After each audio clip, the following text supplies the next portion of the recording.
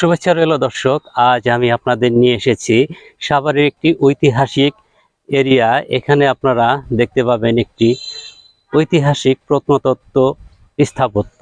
এই স্থাপত্যটা তৈরি করেছিল রাজা হরিশ্চন্দ্র।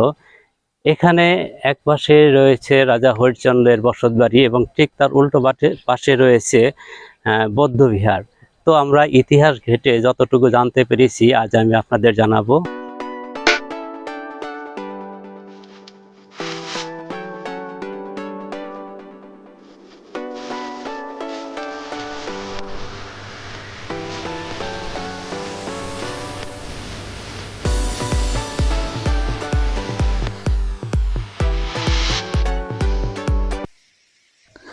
এগারো শতকের গোড়ার দিকে রাজা হরিশ্চন্দ্র এই জমিদার বাড়িটি প্রতিষ্ঠা করেছিলেন।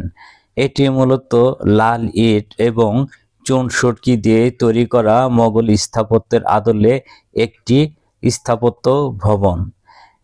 এটি ইট এবং সুরকি দিয়ে তৈরি করা হয়েছে। এটি দেখতে অনেকটা ময়নামতি বা বৌদ্ধবিহারের সাথে মিল পাওয়া যায়। এটি ধাপে ধাপে উপর দিকে উঠে গেছে। যদিও প্রথমে এই জমিদার বাড়িটি মাটির নিচে ছিল এবং স্থানীয় লোকজন এটিকে মাটির ঢিপি বলে ডাকত।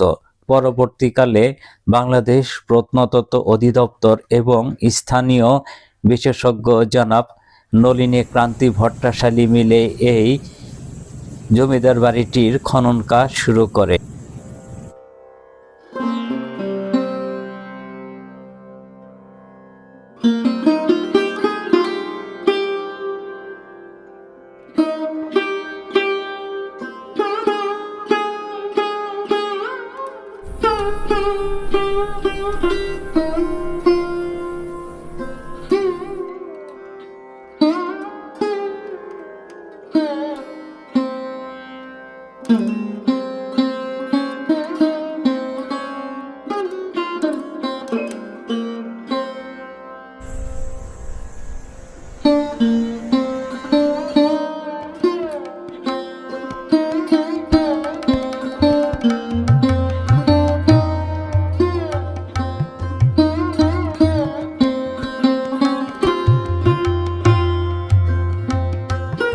দর্শক বন্ধুরা, আজ আমরা ঠিক যে স্থানটায় অবস্থান করছি এটা হচ্ছে রাজা হরিশ্চন্দ্রের বসতভিটা। তো এখানে আমরা এখন যে স্থানটায় আছি এই স্থানটা হলো এটা বৌদ্ধদের বিহার। আমি একটু বলি, এটা হলো ওই সময় ওই শতকে সারা বাংলাদেশে বৌদ্ধদের একটা আধিপত্য ছিল। মানে প্রত্যেকটা রাজদরবারে বৌদ্ধদেরকে রাখা হতো। সেখানে তাদের বিদ্যা অন্বেষণ, এখানে পড়াশোনা হতো, ধর্মীয় কাজ হতো এবং পুরা তার যে রাজ্যটা সেটাকে ধর্মীয় অনুশাসনের মধ্যে এই বৌদ্ধদের একটা ভূমিকা ছিল। হ্যাঁ, এবং তখন ওই সময় বাংলাদেশের মুসলিম না হিন্দু না, তখন বৌদ্ধদের একটা বিরাট আধিপত্য ছিল এই সময়। যার কারণে তাদের থাকার জন্য এই যে আমরা যেখানে দাঁড়িয়ে আছি বা বসে আছি এটা ছিল কক্ষ। এবং একটা অবাক করা, এই কক্ষগুলোর ওয়ালগুলো কিন্তু অনেক মোটা এবং এটা খুব সিকিউরিট ছিল। আমরা এখানে একদম বেসমেন্টে আছি, এর উপর থেকে এদের রুম ছিল, মানে ছিল। এবং রাজা খুব উপরের দিকে থাকতেন, এখান থেকে হয়তো 20 ফিট উপরে বৌদ্ধরা থাকতেন। তারপরে আরো ওই কর্নারের দিকে হয়তো দাসদাসীরা ছিলেন, সেই জায়গাগুলো আমরা অস্তিত্ব খুঁজে পাই নাই। তো এইখানে আমরা যদি দেখাই, এই যে পুরা রুমগুলো, এই যে একটা রুম, দুইটা, তিনটা, চারটা, পাঁচটা, ছয়টা, আমরা 6-7টা রুম দেখতে পাচ্ছি। হ্যাঁ, এখানে বেদি ছিল। আরেকটা জিনিস আমি এখানে অ্যাড করতে চাই, এখানে শুধু 6টা রুম না, এদিক দিয়ে আমরা যদি সামনের দিকে যাই ওই গাছটার ওই দিক দিয়ে এরকম আরো অনেক রুম আছে। হ্যাঁ, ওইটা বলি, এই সাইডটাতে 6টা, ও সাইডেও হয়তো 6-7টা ছিল, ওদিক দিয়েও ছিল। মানে পুরা এলাকাটাই, মানে এই রাজার সাথে যারা সংশ্লিষ্ট ছিল, বৌদ্ধ, তারপর ওই সাইডে দাসদাসী, পাইক পেয়ারা, তাদের একটা আস্থা ছিল। এবং আমরা তো একটু আগেই জেনেছি যে এইটা কিন্তু আরো বড় ছিল সীমানা। হয়তো আমাদের এই সময়কার আমাদের যে বাঙালি ট্রেডিশন, যে ফাঁকা জায়গায় পেলে দখল করা, নদী দখলের মতো ব্যাপার, এরকম দখলের জায়গাটা কিন্তু সংকুচিত হয়ে গিয়েছে। তো আমরা দেখতে পাচ্ছি যে এখানে এখনো অনেকটা অংশ সংস্কারের বাকি আছে। তো এইটা আমরা কিভাবে সংস্কার করতে পারি এই সম্বন্ধে আপনি আমাদের কিছু বলেন। না, এটা আমরা দুভাবে সংস্কার করতে পারি। এটা যদি কোনো প্রাইভেট কোনো সংস্থাকে দায়িত্ব দেওয়া যায় যে এটা তারা এটাকে করবে, সংস্কার করে দিবে।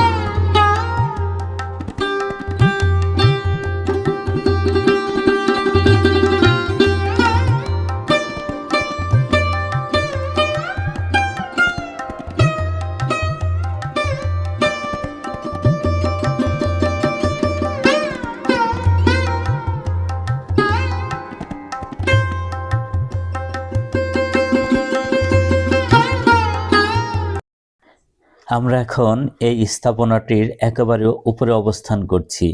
এখন যে অংশটা দেখতে পাচ্ছেন সবুজ ঘাসে মোড়ানো, এটি হচ্ছে সে বৌদ্ধবিহার। আর ডান পাশের অংশগুলো হলো বৌদ্ধ শিক্ষার্থীদের থাকার জন্য ছোট ছোট কক্ষ।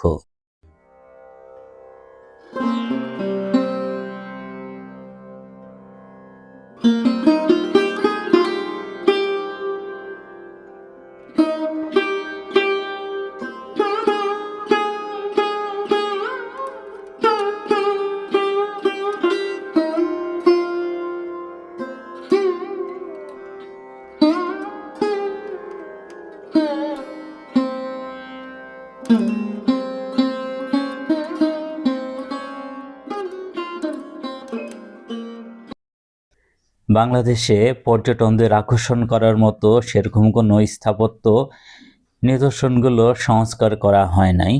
তো এখানে যদি সরকার এই স্থাপত্য নিদর্শনগুলো সঠিকভাবে বাংলাদেশ প্রত্নতত্ত্ব অধিদপ্তর মিলে এই সংস্কারগুলো সম্পন্ন করে, তাহলে দেশি পর্যটকদের পাশাপাশি বিদেশি পর্যটকরা আমরা এই স্থাপনাগুলো দেখতে নিয়ে আসতে পারবো। আর পাশাপাশি সাভারের এই স্থানগুলোতে যদি ভালো মানের হোটেলের ব্যবস্থা করা হয়, তাহলে এখানে পর্যটকরা এসে থাকতে পারবে। আর এই স্থানটির অবস্থান হচ্ছে সাভার থেকে রাজাসনের দিকে কিছুটা এগোলেই মজিদপুরে।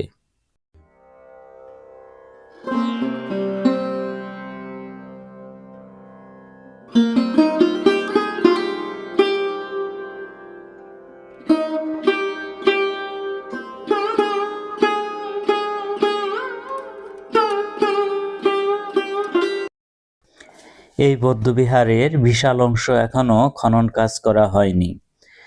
বাংলাদেশ প্রত্নতত্ত্ব অধিদপ্তর যদি প্রত্নতত্ত্ববিদ দিয়ে এই স্থানটি খনন কাজ করে, তাহলে এখান থেকে বিভিন্ন ধরনের স্থাপত্য শৈলী পাওয়া যাবে এবং এগুলো পরবর্তীকালে কোনো জাদুঘর তৈরি করে সেখানে রাখলে পর্যটকরা এই স্থানটির ইতিহাস, ঐতিহ্য এবং সংস্কৃতি সম্বন্ধে অনেক কিছু জানতে পারবে এবং 11 শতকের এই সময়টা কী ধরনের জীবনযাপন মানুষ করত, কী ধরনের টাকা পয়সা বা মুদ্রা এখানে তারা ব্যবহার করত, সে সম্বন্ধে আমরা জানতে পারতাম এবং আমাদের পরবর্তী প্রজন্ম এখান থেকে অনেক কিছু জানতে পারত, শিখতে পারত এবং বুঝতে পারত।